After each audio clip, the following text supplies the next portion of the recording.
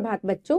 आज हम आपकी पाठ्य पुस्तक हिंदी के पाठ 2 का अध्ययन करेंगे, जिसका शीर्षक है सच्ची सेवा।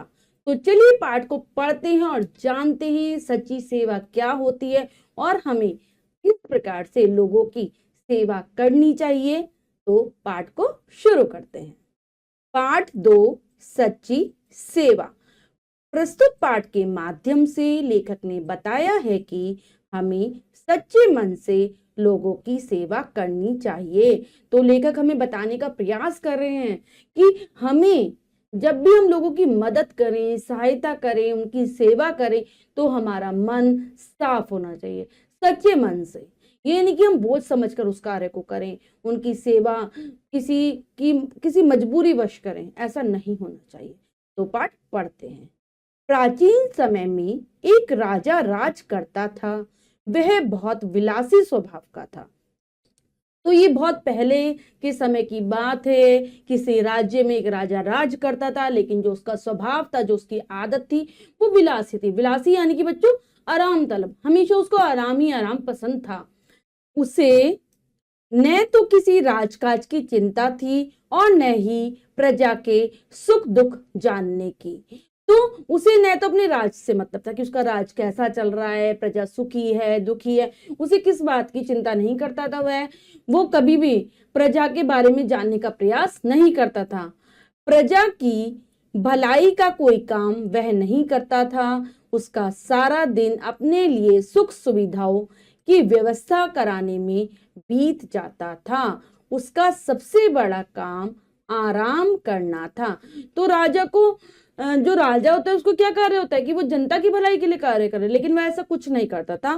प्रजा के हित के लिए कोई कार्य नहीं करता था, बल्कि उसका सारा समय तो अपने लिए सुख सुविधा की व्यवस्था कराने में जाता था कि मुझे कौन सी चीज चाहिए, मुझे कौन सी चीज नहीं चाहिए, मैं किस प्रकार से आराम करूंगा।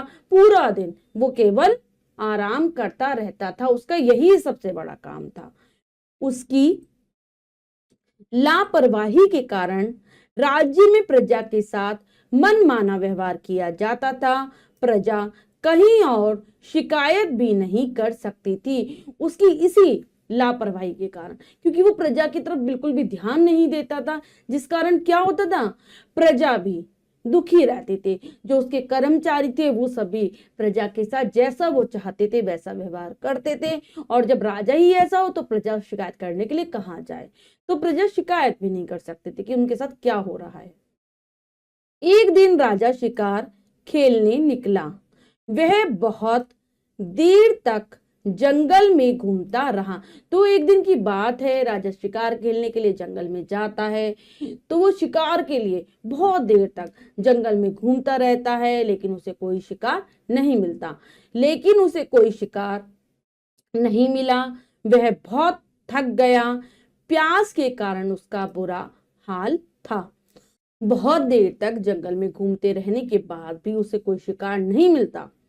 लगातार घूमने के कारण राजा बहुत थक जाता है और उसे बहुत जोरों से प्यास लगने लगती है। प्यास के कारण उसकी हालत बहुत बुरी हो जाती है। चलते चलते वह एक झील के पास आ गया। उसने अपना घोड़ा रोक दिया। जब वो लगातार चलता रहता है, एक झील के पास पहुंच जाता है। झील के पास पहुंचकर वह अपने घोड़े को रोकता है। किस लिए? क्योंकि झील के अंदर पानी था। पानी पीने के लिए वह अपना घोड़ा वहां पर रोक देता है और नीचे उतरा। पहले उसने स्वयं पानी पिया, फिर घोड़े को पानी पिलाया। अब वह फिर से तरोताजा अनुभव कर रहा था। तो पहले स्वयं अपनी प्यास बुझाता है, पानी पीता है, फिर अपने घोड़े को भी पानी पिला देता है राजा। तो अब उसे अच्छा लग रहा था, उसे ताजगी का अनुभव हो रहा था। अब राजा ने अपनी दृष्टि चारों ओर घुमाई और उसके बाद पानी पीने के बाद, फ्रेश होने के बाद, एकदम तरोताजा महसूस करने के बाद वह चारों तरफ अपनी नजर घुमाकर देखता है। क्या देखता है? राजा को झील में एक सुनहरा हंस दिखाई पड़ा। इतना सुंदर हंस देखकर राजा के मन में लालच आ गया। तो राजा को झील के अंदर एक बहुत सुंदर सुनहरा, यानी कि सुनहरे रंग का, जो सोने वाला रंग होता है ना, उस रंग का उनको एक हंस दिखाई देता है। और उसे देखकर राजा के मन में लालच आ जाता है कि हंस मेरे पास होना चाहिए, वह उसे पकड़ने के लिए झील में उतर गया। राजा ने बहुत कोशिश की, लेकिन हंस उसकी पकड़ में नहीं आया। देखते ही देखते हंस अदृश्य हो गया। राजा बहुत कोशिश करता है उस हंस को पकड़ने की, लेकिन राजा उस हंस को नहीं पकड़ पाता और जो हंस है वो अदृश्य यानी कि गायब हो जाता है। वो देखता रह जाता है उसको गायब होते हुए। राजा ने इधर उधर देखा, लेकिन हंस कहीं दिखाई नहीं दिया। राजा को बड़ा आश्चर्य हुआ कि हंस गया तो गया कहाँ, तो कहाँ गया। तभी एक आवाज सुनाई दी, हे राजन, मैं स्वर्गलोक से आया सुनहरा हंस हूं। अगर तुम मुझे लेना चाहते हो तो तुम्हें स्वर्गलोक आना पड़ेगा। राजा ने पूछा, लेकिन मैं स्वर्गलोक कैसे आ सकता हूं। तो राजा जब चारों तरफ अपनी निगाह घुमा कर देखता है, उसे हंस कहीं पर भी दिखाई नहीं देता। तभी राजा को एक आवाज सुनाई देती है। राजा जब उस आवाज को ध्यान से सुनता है तो उसे पता चलता है कि हंस बोल रहा है। हंस बोलता है कि मैं स्वर्गलोक से आया हुआ सुनहरा हंस, अगर तुम मुझे पाना चाहते हो, तुम मुझे पकड़ना चाहते हो, मुझे अपने पास रखना चाहते हो, तो तुम्हें इसके लिए स्वर्ग आना पड़ेगा। राजा पूछता है कि मैं स्वर्गलोक कैसे आ सकता हूं। तो हंस कहता है, हंस ने कहा, अगर तुम सच्चाई के मार्ग पर चलो, अच्छे अच्छे काम करो, तो स्वर्ग का दूत स्वयं ही तुम्हारे पास आ जाएगा। तो हंस राजा को क्या बताता है, अगर तुम सच्चाई के मार्ग पर चलो, यानी कि सच्चाई के रास्ते पर चलो, अच्छे अच्छे कार्य को करो, सच बोलो, हमेशा लोगों की सेवा करो और अच्छे काम करो, तो ये जो स्वर्ग का दूत होते हैं, स्वर्ग के दूत यानी कि जो ये संदेशा लाते हैं, देवताओं के जो दूत होते हैं, वो तुम्हारे पास स्वयं आएंगे। तो बच्चों, स्वर्ग लोक में देवता लोग रहते हैं, जैसे कि हम लोग पृथ्वी पर रहते हैं। हमारे लोक को पृथ्वी लोक, और आसमान में जो स्वर्ग जहाँ पर देवता रहते हैं उसको स्वर्ग लोक कहा जाता है। तो वो तुम्हारे पास आ जाएगा, जो देवताओं का दूत होगा। ठीक है, दूत मैसेंजर, इधर का संदेश उधर पहुंचाने, वो तुम्हारे पास स्वयं आएगा। राजा बोला, इसके लिए मुझे कौन कौन से काम करने पड़ेंगे। तो राजा पूछता है हंस से कि मैं किस प्रकार से कौन कौन से कामों को करूं। हंस ने उत्तर दिया, हे राजन, प्रजा की भलाई के लिए सुंदर मार्ग बनवाओ, कुएं खुदवाओ, धर्मशालाएं, मंदिर आदि बनवाओ और प्रजा की सेवा करो। तो हंस क्या क्या काम करने के लिए बताता है राजा को।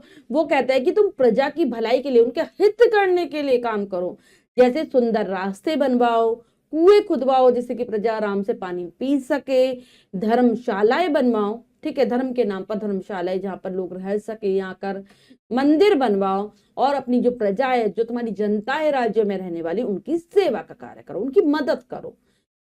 राजा अपने महल में लौट आया। अगले ही दिन से उसने वे सभी कार्य करने शुरू कर दिए जो हंस ने बताए थे। अब वो महल में वापस आ जाता है। अब राजा वो सारे कार्य करता है अगले दिन से, जो कि हंस ने उसे बताए थे। ऐसा करते करते धीरे धीरे कई महीने बीत गए। लगभग सभी कार्य पूरे हो गए, लेकिन स्वर्ग से कोई दूत नहीं आया। राजा सोचने लगा, मुझसे कहाँ कमी रह गई। सोचते सोचते उसे ध्यान आया कि हंस ने प्रजा की सेवा करने के लिए भी कहा था। तो वो बहुत अच्छे अच्छे कार्य करता है, धर्मशालाएं बनवाता है, कुएं खुदवाता है, अच्छी अच्छी सड़कों का निर्माण करवाता है। कई महीने बीत जाते हैं, सारे कार्य पूरे हो जाते हैं, लेकिन राजा सोचता है कि अभी तक स्वर्ग का दूत लेने मुझे आया ही नहीं। तब उसके मन में एक दिन विचार आता है, सोचते सोचते, कि हंस ने तो ये भी कहा था कि मुझे प्रजा की सेवा करनी चाहिए, प्रजा की मदद करनी चाहिए, उनका सहयोग करना चाहिए, और ये तो मैंने करा नहीं। अगले दिन क्या करता है फिर राजा, अगले ही दिन राजा प्रजा की सेवा करने के लिए निकल पड़ा। राजा ने लोगों से कहा, मुझे काम भी बताओ, मैं आप लोगों की सेवा करना चाहता हूं। तो प्रजा की सेवा के कार्य के लिए निकल जाता है अपने राज्य, मतलब अपने महल से, और रास्ते में जाता हुआ मार्ग में उसे जो भी लोग मिल रहे थे उनसे कहता है कि मुझे कोई काम बताओ, मैं आपकी सेवा करना चाहता हूं, मैं आपकी मदद करना चाहता हूं। लेकिन किसी ने भी राजा की सेवा नहीं ली।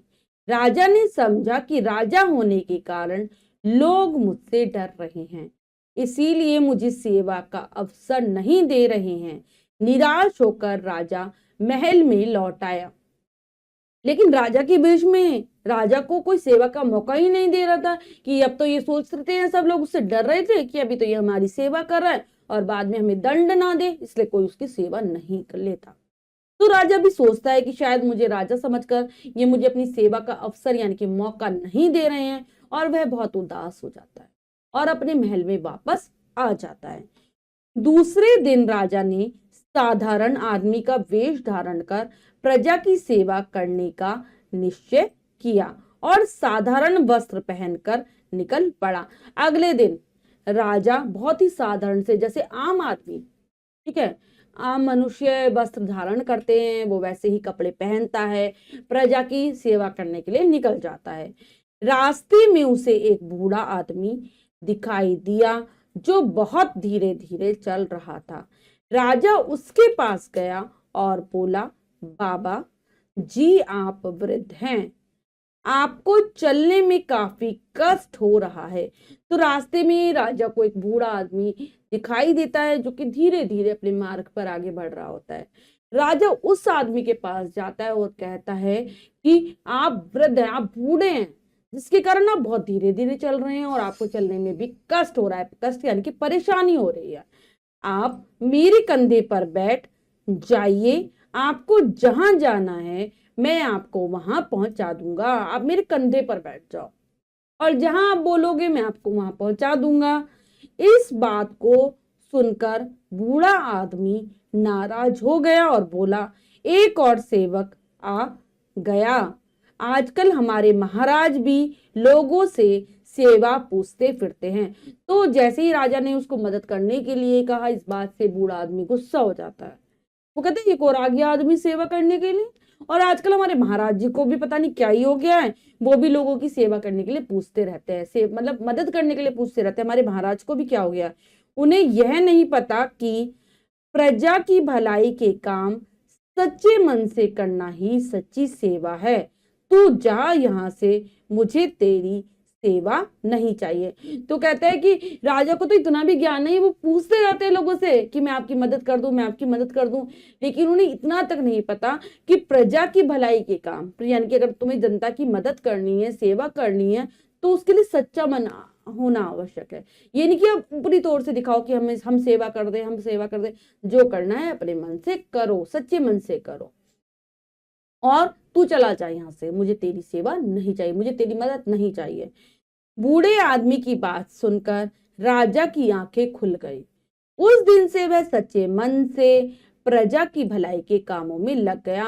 जब बूढ़े आदमी की बातें पर राजा ने गौर किया, उसको समझने का प्रयास किया, तो उसकी समझ में आया कि वो कितना गलत कर रहा था। उसकी आंखें खुल जाती और वह सच्चे मन से लोगों की सेवा करने लगा। सच्चे मन से किया, यानी कि अभी तो वो लालच में कर रहा था सेवा, कि उसे स्वर्ग लोक जाना था हंस को लेने, लेकिन अब वो क्या हुआ, अपने मन से उसने सेवा करने की ठानी। तो ये था पाठ सच्ची सेवा, जिसको हमने ध्यानपूर्वक पढ़ा, समझा कि सच्ची सेवा क्या होती है। अब हम पाठ के शब्दार्थ कर लेते हैं।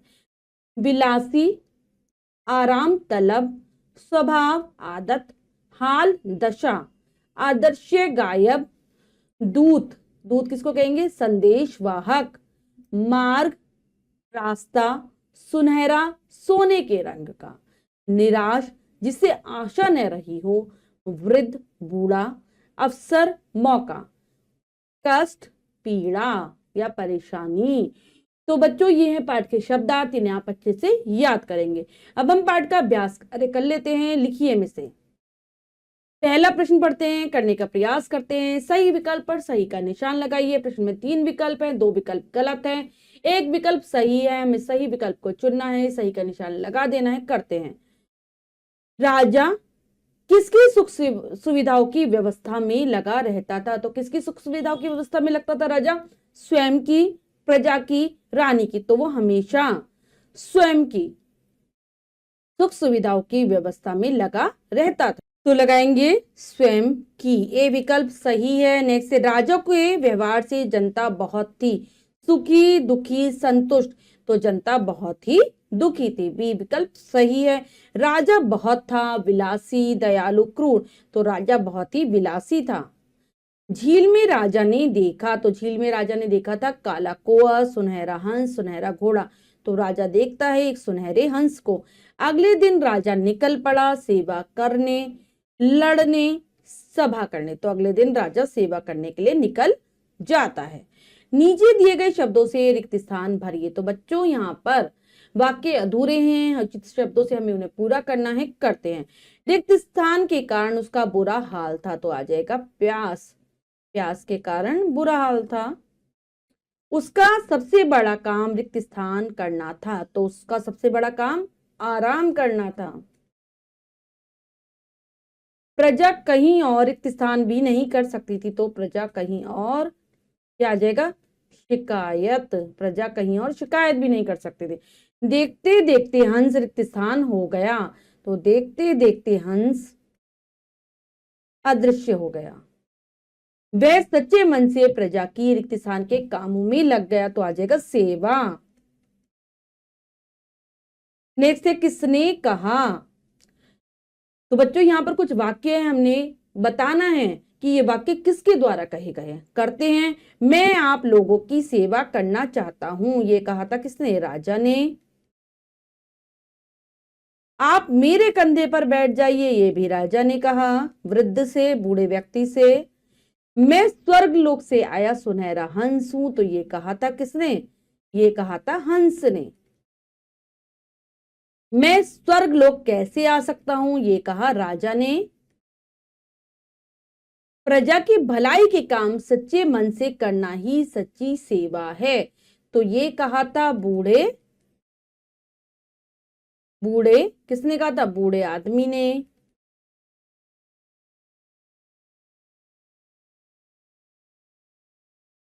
तो बच्चों ये कार्य हमने पूर्ण कर लिया है। इसके बाद जो भी कार्य दिया गया है वो आपको स्वयं करना है सुंदर अक्षरों में अपनी अभ्यास पुस्तिका में। बच्चों आज हमने पाठ के माध्यम से जाना सच्ची सेवा के बारे में। आशा करती हूँ पाठ बहुत अच्छे से आपको समझ आ गया होगा। पाठ को फिर से जरूर पढ़ेंगे। मिलते हैं अगली कक्षा में नए पाठ के साथ। तब तक के लिए स्वस्थ रहिए, प्रसन्न रहिए। धन्यवाद।